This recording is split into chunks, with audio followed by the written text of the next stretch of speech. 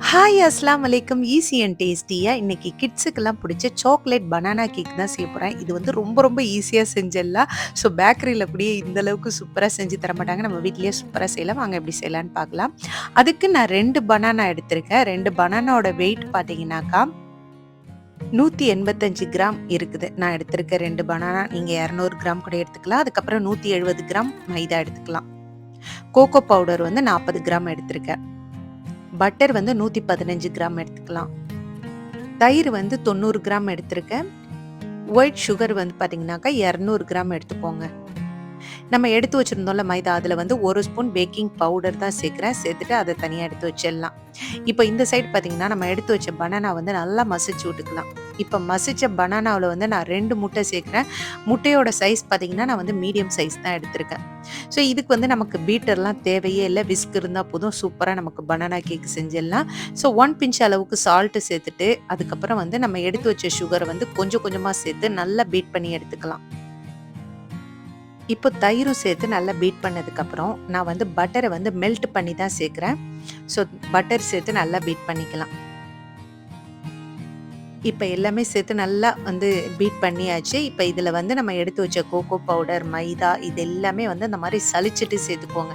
சலிச்சிட்டு சேர்க்கும்போது தான் கேக் வந்து நல்லா ஸ்மூத்தாகவும் நல்லா சாஃப்டாகவும் இருக்கும். ஸோ எல்லாமே நம்ம கொஞ்சம் கொஞ்சமாக சேர்த்து நல்லா மிக்ஸ் பண்ணிக்கோங்க.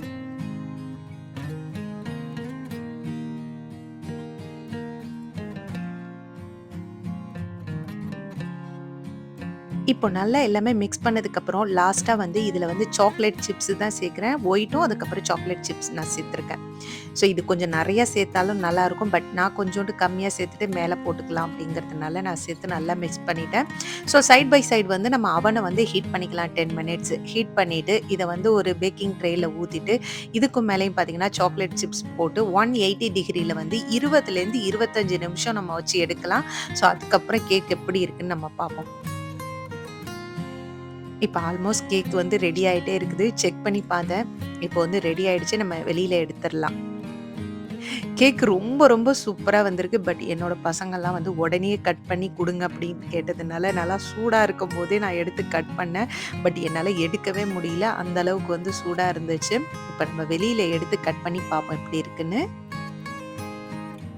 வாவ்! சூப்பராக இருந்துச்சுன்னு தான் சொல்லலாம். அப்படியே ஆவி பறக்க பறக்க ரொம்ப ரொம்ப டேஸ்டியான பனானா சாக்லேட் கேக் ரெடி ஆகிடுச்சு.